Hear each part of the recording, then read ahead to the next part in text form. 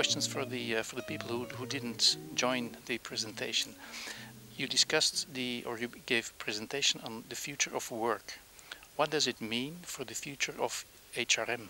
The future of work has 3 or 4 trends. One is globalization, where we think everything is going to be more global, and we live in a global world.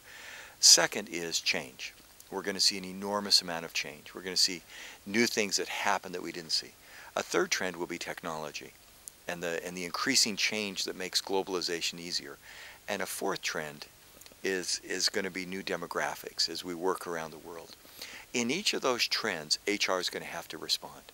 We will have to respond globally. It's as likely to hire somebody from Africa as India, as China today, as Belgium or France.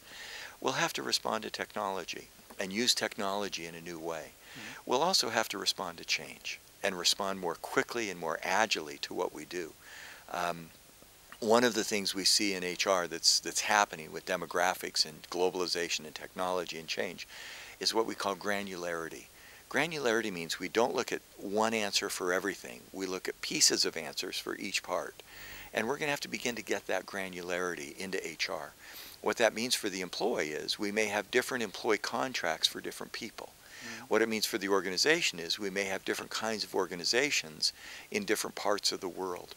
And that granularity allows us to begin to get HR to respond more quickly to the changing conditions in the world.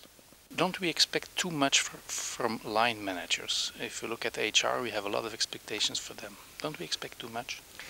I think line managers, by the choices they make to go into that career, do have high expectations. They are the ultimate owners of how a business performs, both financially, humanly, technology, operationally, and line managers have to do their job. But the best line managers share those expectations with others. With the marketing people, they share the expectations of customers. With the finance people, they share the expectations of financial performance. And with HR people, they share the expectations of the organization and people. So while the line manager has more expected of them, they don't have to command and control everything. They coach, they communicate, they collaborate with others so that others share with them the job of getting the work done.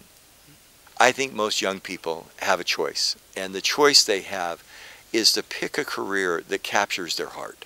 And what is it that I wake up in the morning excited to do? Lou, you've been a consultant for many years in a successful firm. When you wake up in the morning, what are you excited to do? To keep on the good work. Yeah. Me too. Yeah. I still wake up sometimes at 4 or 5 a.m. very early, thinking about the presentation I'm doing or the writing I'm doing or the consulting, because it's work that captures my heart and it captures my mind. And my advice for young people is to try to find that work. One young person came to us recently and we said, "What do you want for a career?" And he said, "I want to be rich." That's not a good question.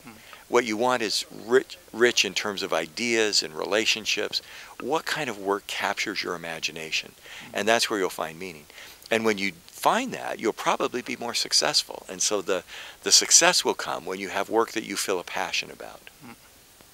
Even if you're a cameraman, when he feels a passion about his work, he's grinning, he's smiling, he looks so happy doing this work. He never in his life wants another job. And he told me he is way overpaid, that you could pay him half as much and he would still do his job. Thanks for this advice, Professor. Thank you. It's a pleasure.